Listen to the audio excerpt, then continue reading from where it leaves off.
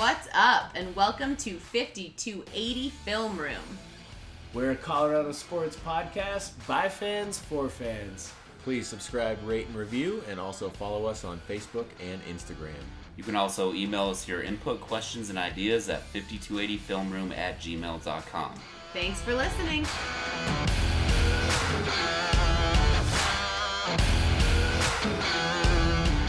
Greetings, Broncos country. Thank you so much for tuning in to 5280 Film Room. I'm Alyssa. I'm Gideon. I'm Miles. And I'm Jordan. And it's been a bit since we have done a Broncos podcast because our last game, as you all know, was Thursday Night Football and a pretty fantastic, certainly fun to watch victory against the Arizona Cardinals. I know if you're anything like us, we were all like super stoked with this awesome win and then had to go, well, but it's the Cardinals. And it's a long week, so it's kind of like a bye week. And, we needed a win like that.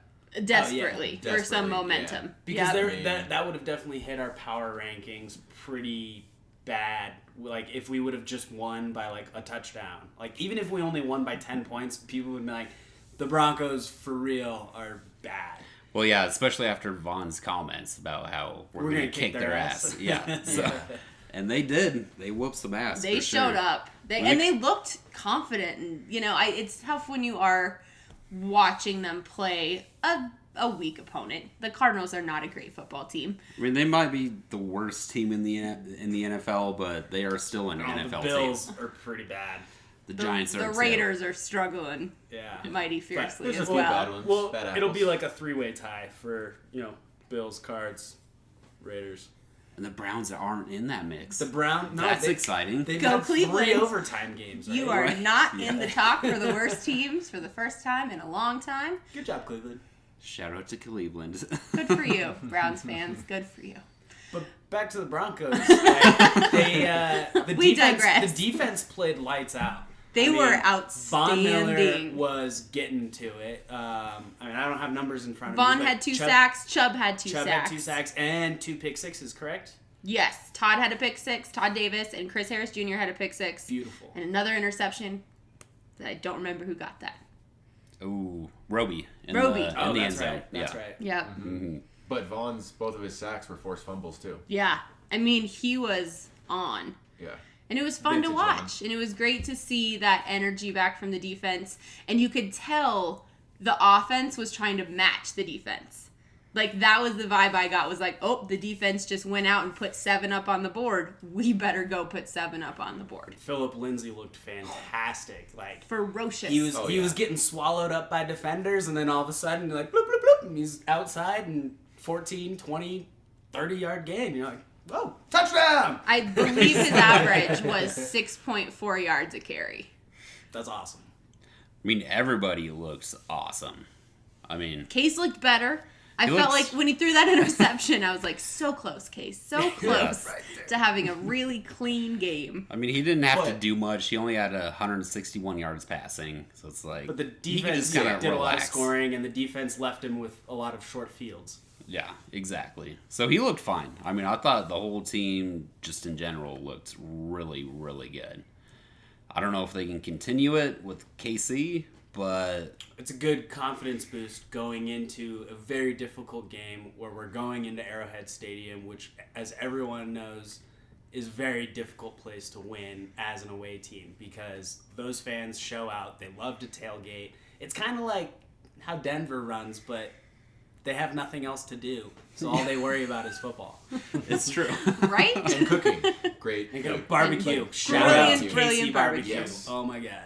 I just hope that the team as a whole can kind of keep their mindset focused on the momentum and not the drama that's unfolded over the last week, which I don't think any of us really want to get into. You all know the shenanigans and Chad.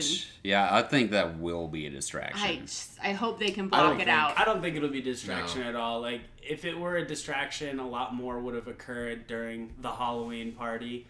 Von Miller's done this since he's pretty much been in Denver. He kind of took over the lead as soon as Peyton left. This has been a good team-building event, and it's great for the players, like none of the coaching staff. It's not a Broncos party, but it was a Denver players party thrown by Denver Broncos players. Like nothing was on there saying, you know, this is a Denver Broncos party or anything like that. It was Von Miller wanting to throw a Halloween party. He rented out the Gothic Theater and invited his closest friends and even other Denver athletes out, and everyone was given, you know, one or two guests. So it was a very exclusive crowd.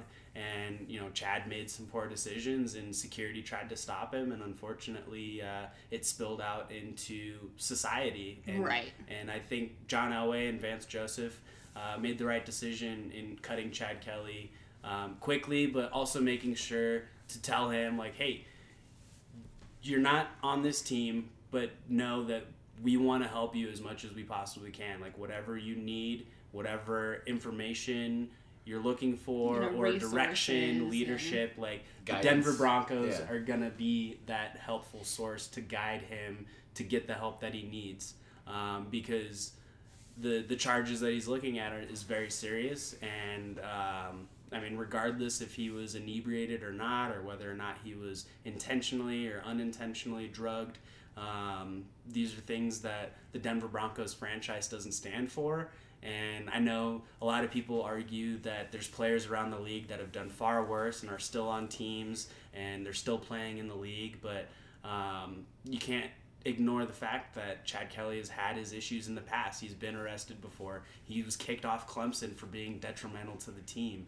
And this is just one more chapter in Chad Kelly's book, and I hope the best for him, and I hope he can kind of find his place amongst the football world again, much like Johnny Manziel had to do. Yeah, and I mean, I think everyone hopes he finds a good path for himself and has a long, successful life in football or not in football. But I agree, the Broncos had to do what they had to do. And in an incredibly unfortunate way, because of the circumstances through which this happened, there was huge amounts of the Bronco fan base pushing for Kelly to become the starter. And that is now a conversation that is shut down. He's gone.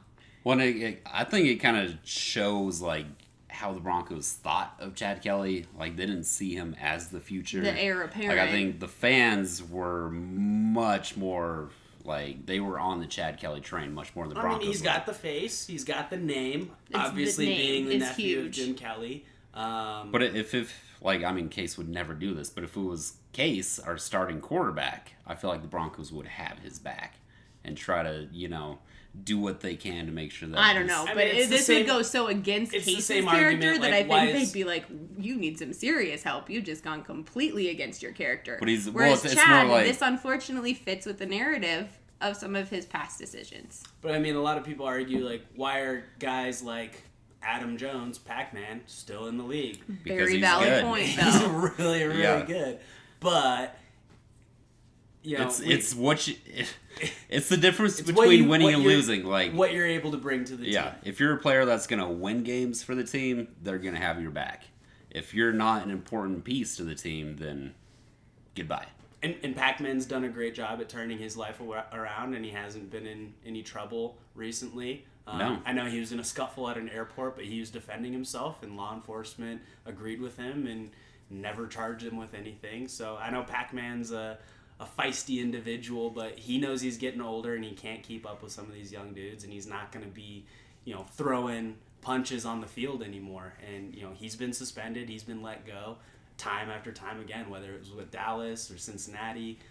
He spent time away from the league, and the Broncos saw a chance to give him we needed a return man, and he's actually played some snaps on defense, if I'm not mistaken. Quite a few, yeah. Oh, yeah. I mean, I think he has one interception, maybe more. Well, and moving forward, our third stringer, Kevin Hogan, is now our backup. And I believe he came from Washington. Is that correct, from the Redskins? So I think he was drafted by the Chiefs and then went to Washington and now Denver. And then they also went ahead and picked up Garrett Grayson.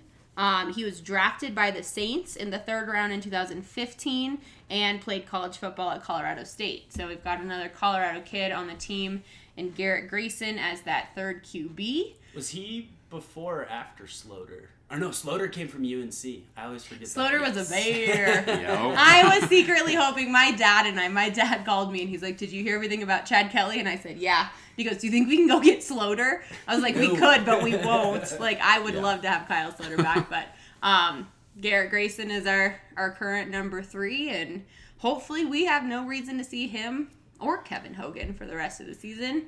I mean, we're going to ride with Case Keenum for And at least... I like this call. Yeah. I've never really rallied behind the Chad Kelly hype. I've Right. always wanted to see Case succeed. And now, regarding this situation, Case has all the comfort in the world knowing, like, his job is secure. No one's going to be cheering and chanting for someone else to be coming in, even if Case goes out and throws 3 picks. Moving forward, I think Case, having this comfort level, will be able to thrive more. And with the confidence that our defense has, like, going in against the Chiefs' toughest game so far this year has been against the Broncos. Yeah. Let's go and the Patriots. show that. Patriots, Yeah. But regarding, like, their scoring output, Yeah. Yeah. We held their that's offense. true. Yeah. We really held their offense, and that pass to DT, if that was thrown better and that happened, we would have won that Touchdown.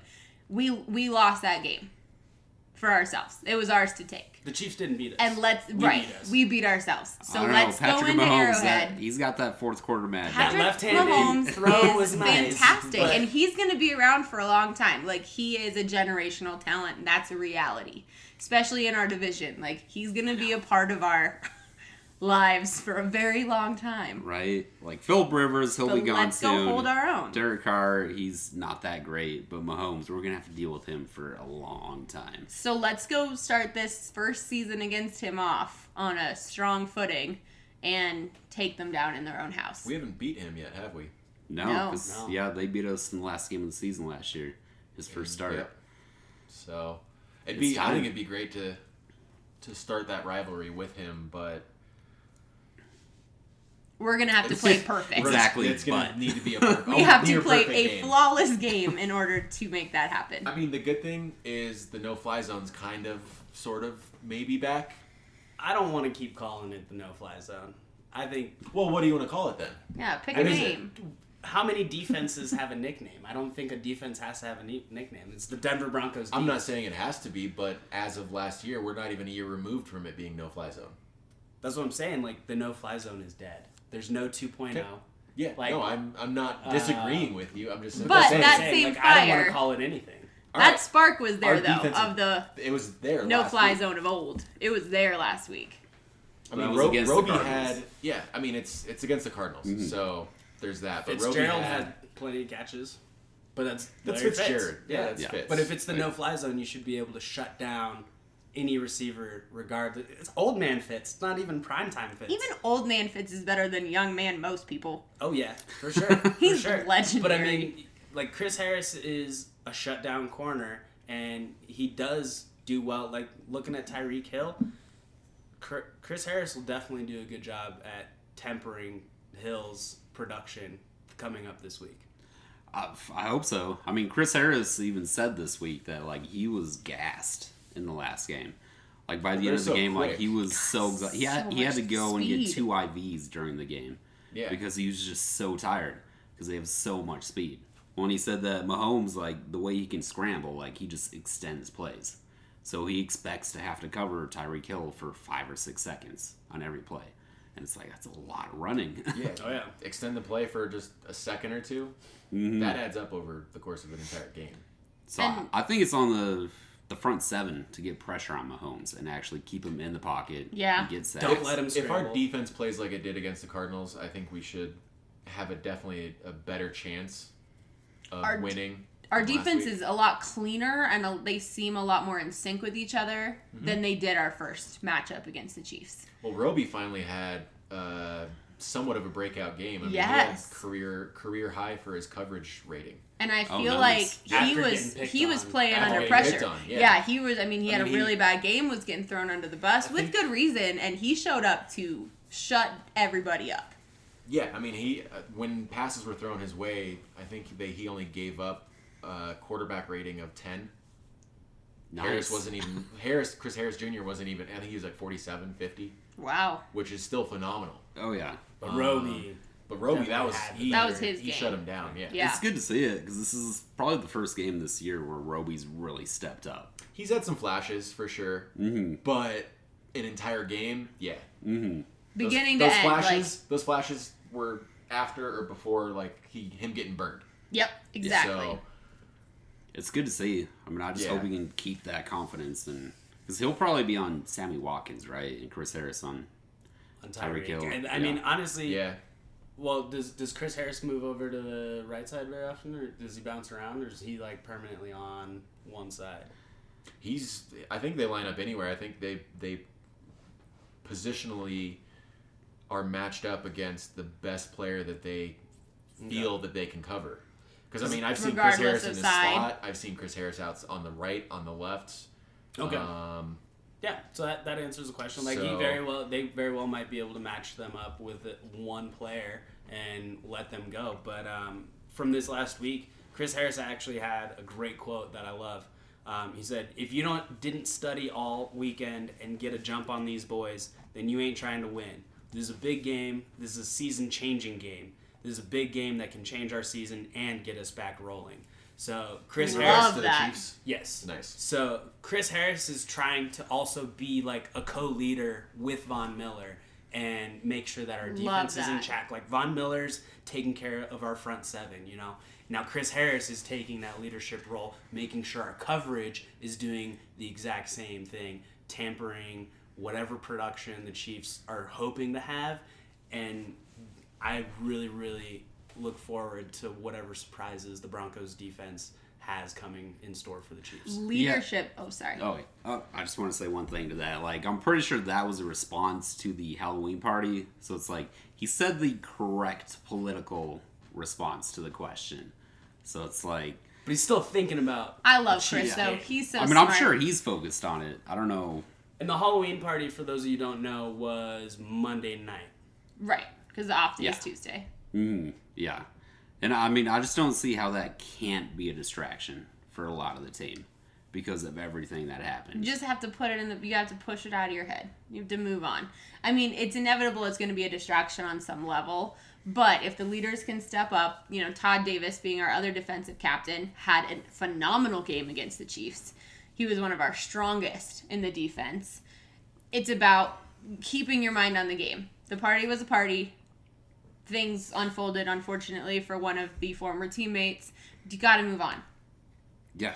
And that's up to the leaders on the team. Done, like, the coaches can't do that. That has to be done by the captains and by the leaders on the team. But I think that's also why they cut Kelly, was to remove that distraction. Otherwise, we'd be sitting here like, oh, Chad Kelly had his first appearance in court, and this is what they talked about. Right. And that is what the distraction becomes. The elimination of the story. These media reports and things like that get put on everyone's cell phone, and in the locker room, like, people are on Instagram, Facebook, Reddit, whatever. They're going to be seeing these stories, and then that becomes a distraction. With Kelly off the team, he's no longer on these media reports regarding the Denver Broncos.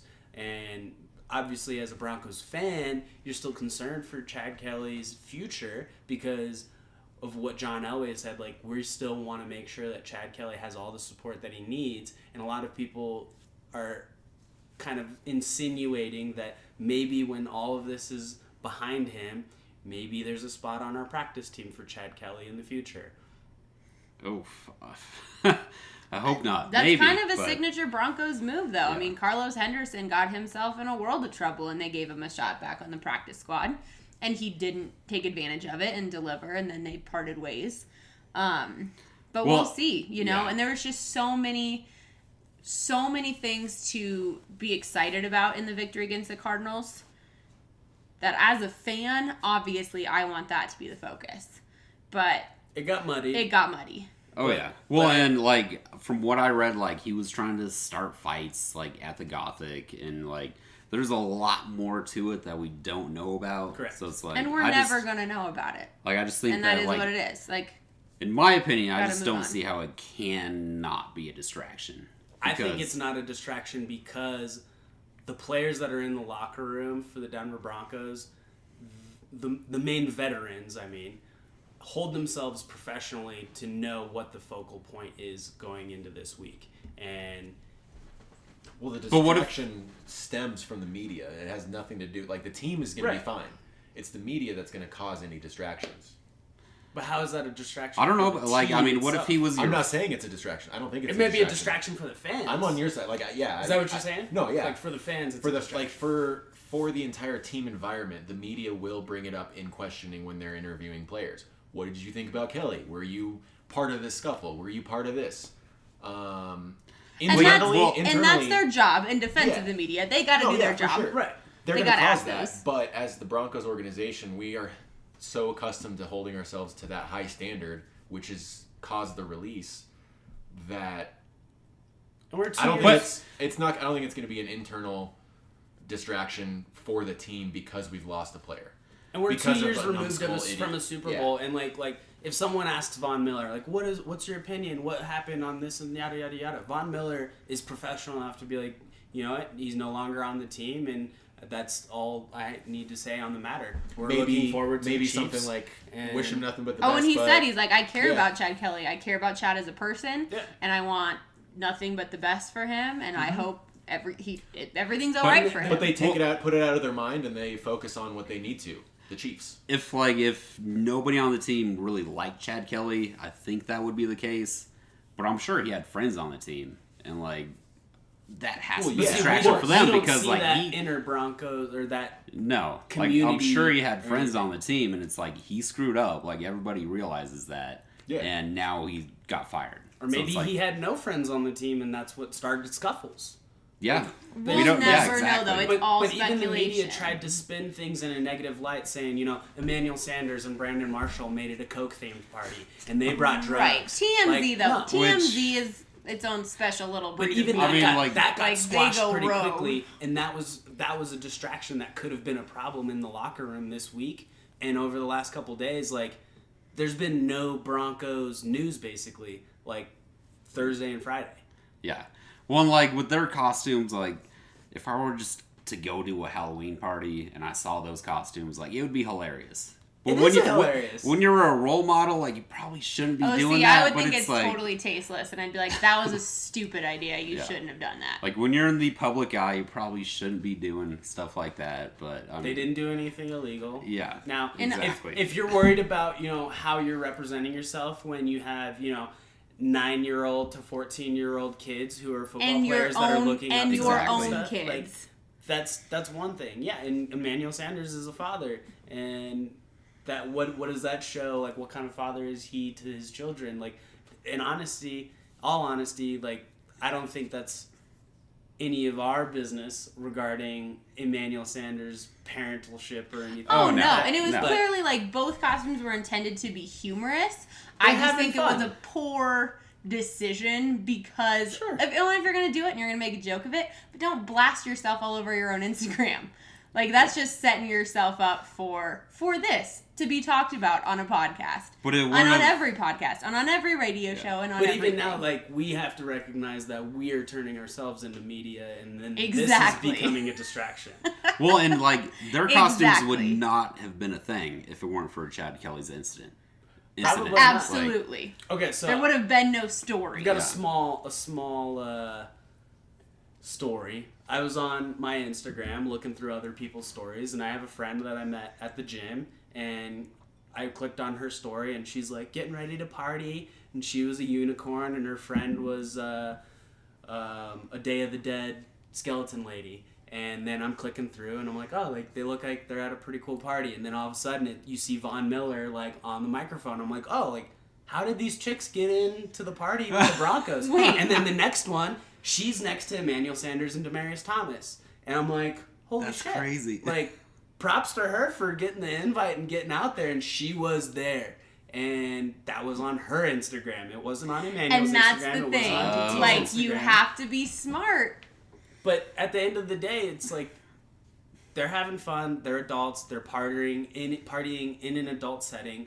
Von Miller made sure everything was covered regarding, Plenty of if you're security drinking, you have one colored wristband. If you're driving and not drinking, you get another color wristband. And all the servers are told, if this color's on their hand, don't serve them a drink. Oh, yeah. If this Well, he color's on paid their for wrist- the whole Right. night, Exactly. including all the And Ubers, all the if lifts. anything bad happens, it's going to be on Von, because that's what kind of leader he is. Oh, for sure. But, like, the reality is the best laid plans. Like, Von, I feel like Von did a great job of planning, making sure he covered his bases, like, making sure he made it a safe event as Team possible limos were for there. everyone. But when the public's there, it's kind No, of but all to my holds friend, bar. like, it wasn't a public party. My friend met someone who invited her that was part of the team. Now, I don't know which player or which team member invited her to the party, Yeah. but she was invited to that party and she was meant to be there. It wasn't a, hey, we got tickets to the Gothic Theater for this random well, right, you night. can't just If that like was go the to case, the box office yeah. and be like, I'd like to attend the Broncos If Halloween that was the party. case, like 500,000 people would show up. Right, Well, right. And obviously. obviously, like, guests are probably screened, and, like, she's a good-looking woman. I don't want to call her out or anything,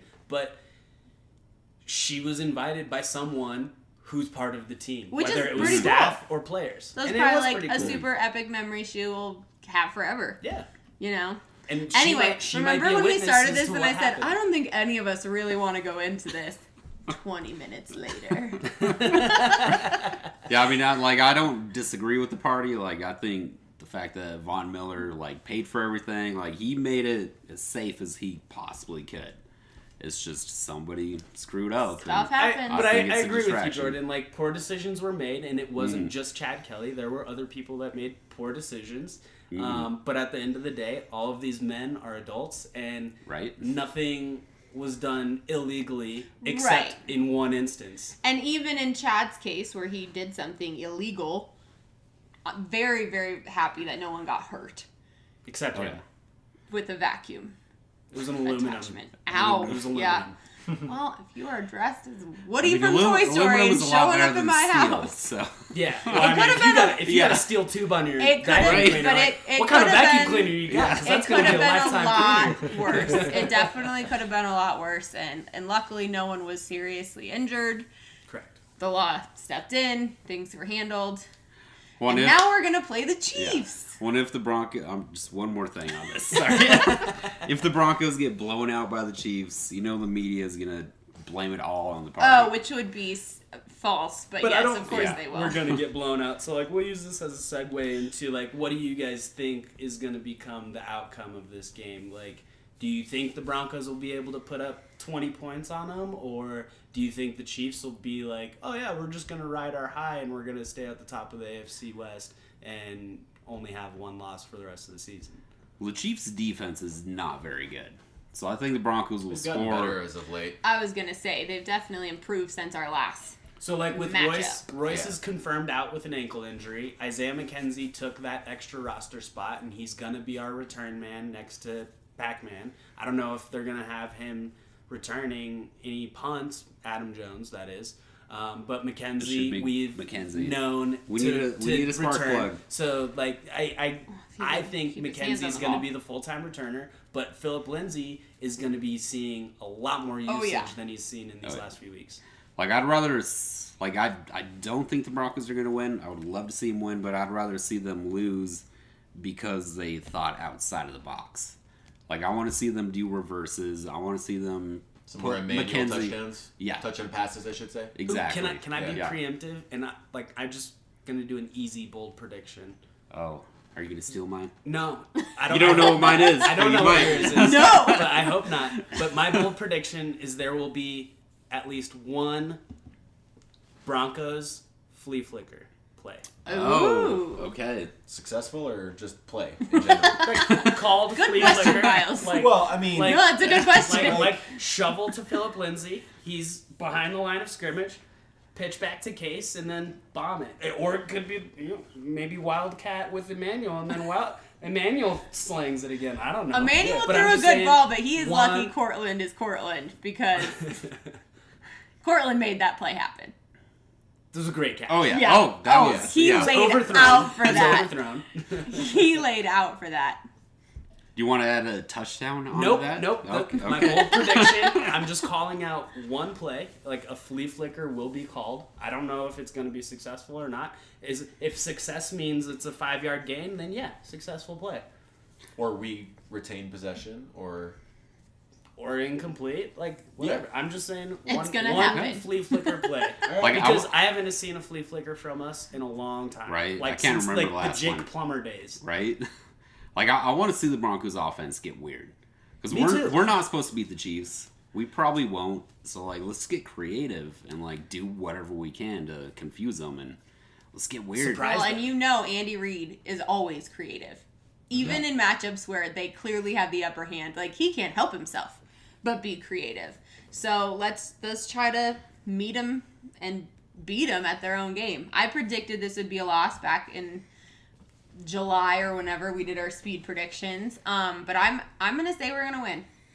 I think we're gonna win. And I'm flip-flopping because I predicted a win. And now I'm predicting a loss. Well, the Chiefs are favorites for a 9.5 point spread. 9.5? Yes. I'm sticking with it. I think we're gonna Whoa. They are playing at home. So I Yeah. guess that spread doesn't make sense. But And I like regarding betting, it covers even like, after the Broncos win last week, like I mean, the 9.5 Chiefs are on points. fire, but I'm gonna. But the Broncos are coming off a long I'm week. Like, gonna I call it a believe- soft bye. Yeah, Yeah. Hopefully they're I think focused we on the stand a Chiefs. chance. I really do. I think it could happen for us. I think the Broncos win. I'm sticking with my pre-season, although it wasn't preseason. I think I made my calls You were like like after week 2. Week 2. Yeah. After your hunting But I expedition. did call for the Broncos to split the series against the Chiefs, with the Chiefs winning against the Broncos at Denver, and then the Broncos beating the Chiefs at Kansas City. So I'm going to say Broncos win 24-20. Okay. another fourth quarter comeback. I already had my bold prediction. Don't try to like Alright. honey dick me into I'm gonna something. say Broncos win 27-24. And Okay. that, It's gonna be Are we doing bold predictions yeah, and score? we're just or- matching okay, it all okay. in. Because you already did your bold prediction and your score, right? Well, I just did my bold prediction because of Jordan talking about Oh, yeah. trick plays, getting fancy with it, Getting being weird. unpredictable, and that spurred my bold prediction, and I wanted to make sure I didn't forget. I like it. I'm going to say 27-24 with a bold prediction of a pick six. Has Mahomes had any pick six? sixes against him I yet? I know he has He's- 5 interceptions. Okay. I don't know if any of them have been returned. Yeah, I don't think they have, but I don't know for sure. Do you I'm want to going call to say out a Justin player? Simmons Whoa. with a pick six. Ooh, I like that. Bold. Safety. Alright. Nice. And Devontae Booker with a touchdown. I like Dream it. big, people. That's Dream big. big. Reach for the stars. Philip Lindsay with 3 touchdowns. Cool. Nice. Totally down. No. So you're projecting the Broncos to win? So, no, I was adding on to her Oh, if she okay, wanted to okay. parlay. No, so before the season started, I picked the Broncos to win this game, but after this party, like, maybe I'm thinking too much into it. Like, I think it's a big distraction, the whole Chad Kelly thing. So I'm going to pick them to lose. I'm going to say 35-24. So 11 points. And my bold prediction will be there will be a non-quarterback that throws a touchdown pass and a non-quarterback and non-running back that runs in for a touchdown. Like a Garrett Bowles? Like, Oh my god, I pay to see that. That's Like what a we- I guess, Jano? I guess like an Or I end guess around does with Jano count as a Emmanuel or running back? something. Yeah, Jano. Well, yeah, he's a running Does back. he? Yeah. He counts, yeah. Fullback is a running back. like I'm thinking like tight ends or wide receivers. Okay. Like we're gonna A little get Hireman. funky. We could see a We're gonna DT get touchdown pass funky. and Emmanuel Sanders rushing touchdown. Okay. All right. I picked the Broncos to win, split it just like Gid. I think it's gonna be. I don't know. It's tough. Well, while you think, I want to make note that Miles and I were not in the same room when we made our predictions on the season. Oh yeah, win losses. So well, I think it's cool that you and I made the same. I did that before you. You're the one copying me. They are the best. But I didn't know what you did. friends. That's the other thing. Like it was a blind. It was blind. Double blind study. I would say exactly. You're ridiculous. I would say Broncos win 31-27. All right. God, I hope you guys are right. Bold prediction. All of ours are very close. Right. Yeah, I think it's going to be somewhat high scoring. It's going to be competitive. Offense is going to play better than it has over the last 7 weeks. Sans last week because they played pretty well. Yeah. Bold prediction, let's say. All right. I know there's a certain person in this room that might not feel too happy about this, but I think that Devontae Booker is going to have a bigger game than Phillip Lindsay. I think that would be fascinating. And that's touches. But that would be yards, them and playing touchdowns. that would be them playing really. That would make me so Surprise! happy. Yeah. I then love we have, Phillip like, Lindsay. 3 I want him to legit be running successful, backs. but Miles, I kind of love that. Yeah. I would like to see Booker that's love touches, that. yards, and touchdowns. Like Lindsay gets 10 touches, but Booker gets like 25. Like Lindsay's the kind of distraction the whole time, Not while necessarily. Booker's I mean, I think it's being the I think- workhorse. I think it's not necessarily a scheme that the Broncos are going to use to trick the Chiefs. I think it's more the Chiefs are going to hone in on shutting Lindsay down. Especially with And Freeman Booker's out. going to take And advantage Booker's going of to his take opportunity. Oh, yeah. Because they're Nice. we I haven't would really love seen that. much I Booker would this year. love for Booker to step up in that moment and just Mm-hmm. kick ass. Well, Booker's the type of back that could get 10 receptions for 100 yards. Oh, yeah. So it's not Yeah. like it's not just rushing. No, He's yeah. probably the best receiving back that we have. I hope this game is as interesting as we think it can be. I know. We are throwing out getting some so hyped right now. wonderfully bizarre bold prediction. I also want to add to mine that I think Brandon McManus will be the one that wins the game for us. It'll come down to him. MVP. Come down Yours is to what, 27, field goal, 24? 27-24. All right. Come down With to a game old winning B-Mac. Yeah. All right. Nice. 72-yard I like your field. bold prediction, Miles. That's Just kidding. Yes, call that. All right, yes, that's- add that that's to the your bold boldest prediction. That was a joke. 72-yard 72-yard game-winning field goal. God. Is Just there an kidding. offensive and defensive line on that one? Right. No, there's like a 50-mile-an-hour backwind. So, Yeah. Right. Four. yeah. Oh, And he seriously clears though. the entire upright. All of it. Goes over the net. Right. Over the Goes over the Out of the stadium. stadium. Over the stadium. In Arrowhead? Into the parking Oh, lot. yeah, that's right. There's no Yeah, horse there. Yeah. There's no horse there. We're traveling I with mean- our No, they're horse. going to build a horse statue because of this kick. Yes. They're like, all right, we got to put Bronco up there." Legendary. Yes. Seriously though, if this game is as interesting as we predict it could be, this will be a damn good football game. It'll be probably up for like game of the year. Game of the century. Because if the Broncos do win this game, that's going to turn around everyone's opinion, like nationally, on like the Broncos' standings in whether or not they're going to make the playoffs. Because going into this week, everyone's like, no, Broncos are booty. They're not making the wild card. They're in a rebuilding process. I can't tell you how many times I've read that. Yes. The Broncos, like, I read an article talking about the clickbait was 8 moves teams could make to be like championship contenders. 3 players were Broncos players leaving Denver. Emmanuel Sanders, Demaryius Thomas, and Chris Harris Jr. All 3 of them, like they had Emmanuel going to... Like being traded? Or- Yeah. Yeah, Oh. and so whoever they're And they were traded talking to about would be a the contender. Broncos are in the rebuilding process, trade all these players to get draft picks, and they had Emmanuel going to New England. They had Demaryius Thomas going to Miami because they got Brock. Oh. And then they had Chris Harris. Oh, no, Chris Harris was going to New England. And then Emmanuel was... I can't remember where they had Emmanuel going. Yeah, the national media has fully counted out the Broncos. Well, can you blame them? No. No, I can't blame him. But what my argument is if we win this game, that's going to change the national opinion on where the Broncos Yes. stand. Because then we'll be looking at, what, 4-4? We'll be 4-4, at 500. And we beat one of the top 3 possibly teams the best in team the league. in the league. Yeah. Yeah. And that would definitely elevate us in the power rankings from bottom 10 to the middle. Hopefully in contention of the wild card. Well, the trade deadline is next week, right? Tuesday, yeah. So if the Broncos lose and if they get blown, they might. I could see DT and Sanders being traded. I can see DT before Sanders just because Sanders has had a lot of sparks these past few games. But he's on the last year of his contract, so it's might as well get something for him than have him walk. It is interesting. I mean, the outcome of this game really will dictate the rest of the season. That sounds very dramatic to say out loud, but it seems kind of realistic. It is.